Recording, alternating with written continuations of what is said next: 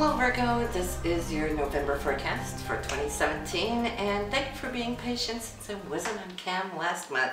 I had to do some runs up to my art studio in Sedona, and that takes time away from my day-to-day schedule, and I will be a little busy going back and forth there in the future as well. But listen, the greatest news here right now is Jupiter has changed signs. Out of that from Libra, where it has been operating, it has been working for the full last year in your second house for money and income. So yes, a lot of you Virgos have been receiving more money, right? Expanding your bank account. But then again, also you might have had higher expenses, money going out. That's how it works with Jupiter. But now see, it has settled it all and has moved into your third house, where it is going to be operating for the full year, which has to do more so with communication, travel, both short distance. Third house is all about little road trips, getting out of town, you know, a weekend here or there. You're going to feel antsy and wanting to be a little bit more on the move, perhaps, which is great. But Jupiter in itself rules long distance. So you might just come to see that between now and that of late summer, early fall of 2018, you'll be more so on the move and wanting to explore, right? It's wanting to have fun. That's what Jupiter loves. Now, Venus and Mars are still in that second house, so you're still crunching numbers, looking at the money you're making, maybe how you could tweak it, refine it maybe. Venus will be there and help you until that of November 7th. Then she's going to move out and into your third house of communication, where Jupiter presently is, alongside with the Sun, Mercury, and the new moon. So we have a crowded area in November for you, and dealing with the art of communication, if we could put it that way. Third house is expressive of what we think, of what we feel. It wants to connect, right? So if you have any sorts of, say, presentations this month where you're going to have to give talks, let me tell you, you got the gift of gab. Right? You're going to do excellently, do really, really well, Virgo. And especially now when you have that power of Jupiter coming in, let me tell you though, it's all going to be abundant, abundant. Mars though will still be sticking around in your second house, still crunching those numbers and working your income sector straight throughout all that of November. It won't change before we get into next month, but more about that in your December forecast. So that third house, this is what we're going to talk mainly about. It rules your closer community, right? Your neighbors and so forth, and wanting to maybe engage and work with community prospects, you know, and projects. But then also your siblings might come into the picture a little bit more. Not just this month, but this month absolutely, since we have this whole party going on, right? But Jupiter will be aspecting this for a whole year, so you'll come to see within the next 12 months, there might be more interaction with siblings, and especially, say, if they're living out of town. Maybe that's why you're going to be traveling a little bit more. The month itself is glorious. We only have like really one day that could really be a little, that we need to be on the watch for. The rest is a flow. And this flow, let me tell you, Virgo, I hope you can just open your hearts, be ready to embrace it. It starts off with Venus, which is love, but also money, right? Always think about that with Venus. It rules arts as well. Now it's coming into a very beautiful aspect of Saturn, which is always you looking out for you. Saturn is what we master. But it's also in a projected form, people that we look up to, that carries a lot of oomph, should I say. When we were growing up, it was our parents, right? Our teachers. Now it's our supervisors or bosses, or it's the president, right? Anything of that nature is Saturn, but that is what and who we are in the inside, because we're constantly growing, trying to master our life. So on this day, Venus and Saturn come together like this, is stipulating security. It's great news.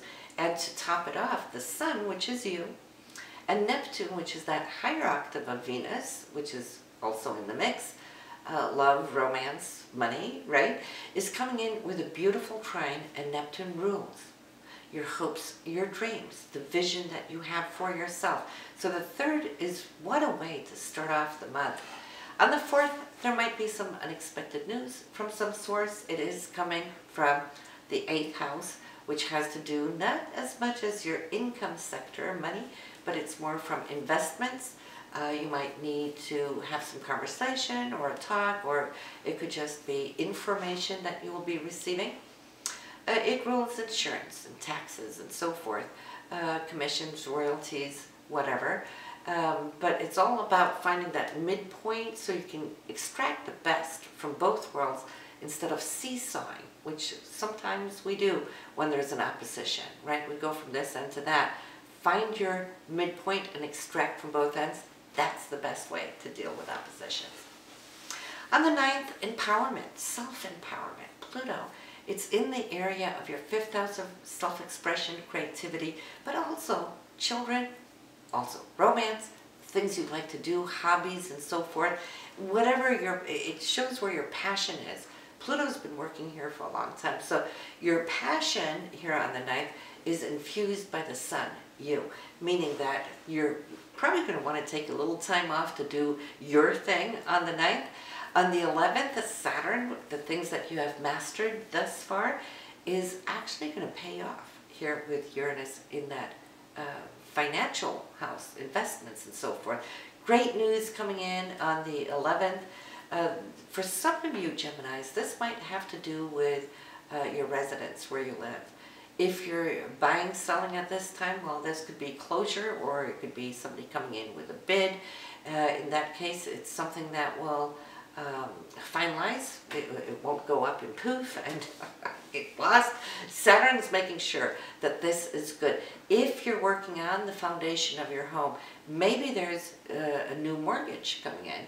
Refinance is good. For those of you who are listening that might have been in the hurricane, I'm so sorry, my heart goes out to all of you, but this could be news from the insurance company as far as now starting to rebuild and so forth. Think about Saturn now doing all that heavy work, hard work, but Uranus is coming in with help and aid, and it might even be surprising, whatever this news is on the 11th.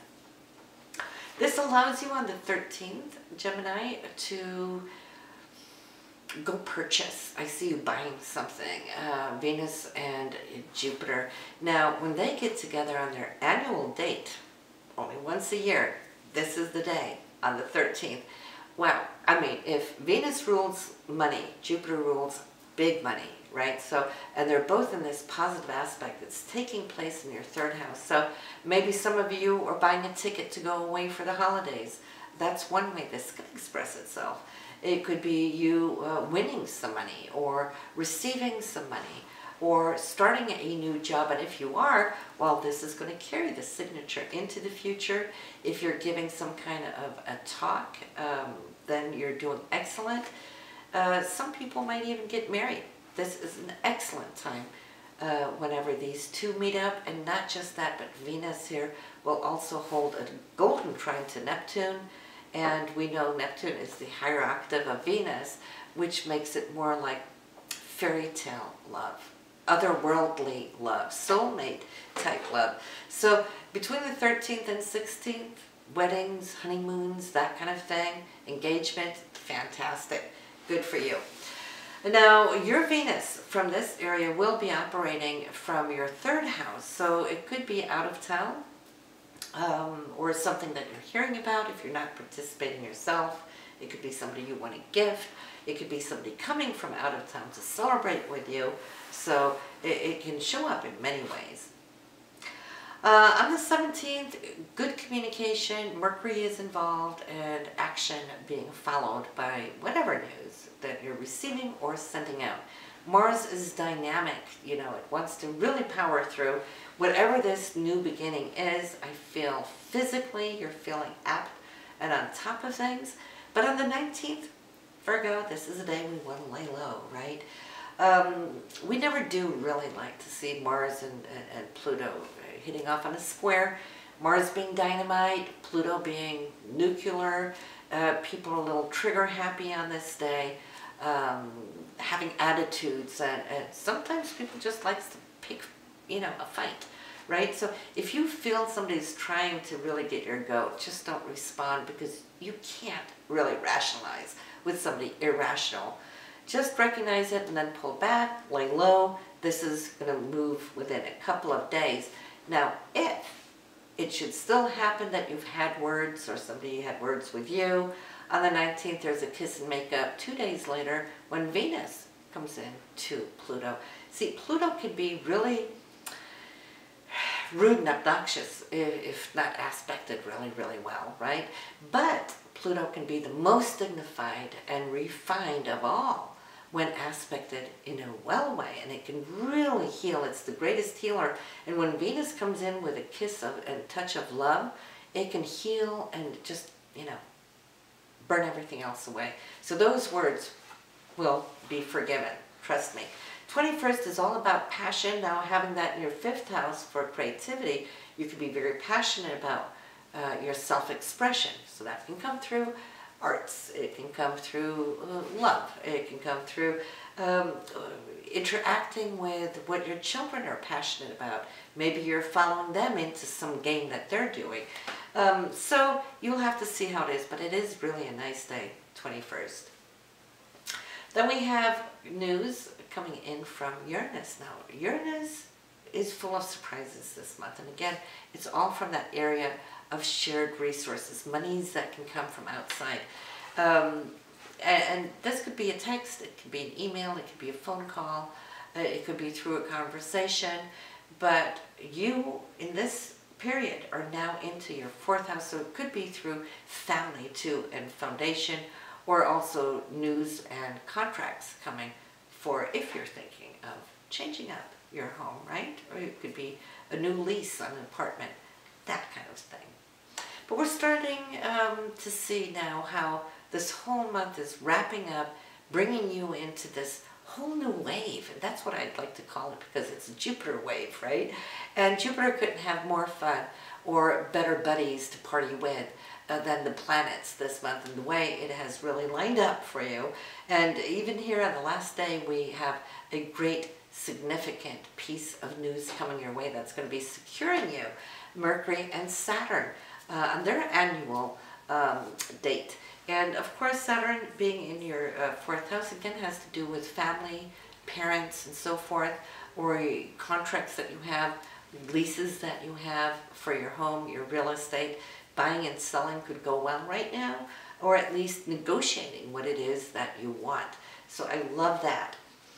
We have Mercury, though, moving into the sign of Sagittarius. This will be on November 5th. So you have to November 5th to square away all those things that are really super important, that has to do with communications per se, or any interaction with your siblings, or community services.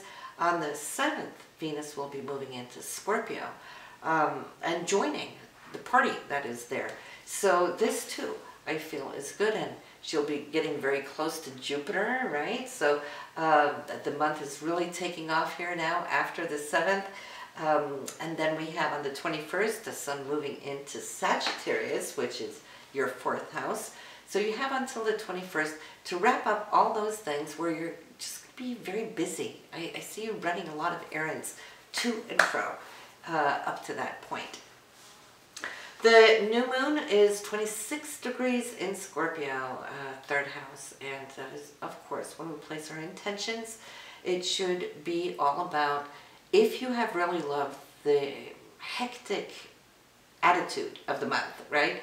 Being busy and to and fro and communicating with all your friends and whatnot, well then that is what you want your intention to be about, that you want to keep up this level of speed in the oncoming months.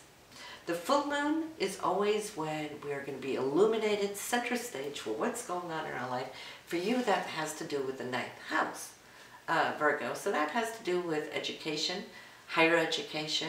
If, for example, you're waiting for an outcome for a lawsuit, or maybe waiting for a visa, green card, that kind of thing, well, this could really bring it forward. So that is also lined up for you. But I would this month at least say that, listen to your moon and rising sign. I don't say that every month, even though it behooves us all to do so. But this month, it will give you a little bit more insight to see where Jupiter is affecting you elsewhere in your life. Right here, solar chart, we know that this is going to be about communication and travel. In your moon sign, it will show you how Venus is affecting your emotions, and your rising sign reading will show how Jupiter is projecting your energies out towards the world, how they will be perceiving you. So super important charts to read or listen to this month. And I do the same for your partner to see where he or she is coming from and where they may be experiencing these great gifts that Jupiter can give, right? So listen, always nice speaking with you here, Virgo. Thank you for following. Thank you for sharing. I will see you in December.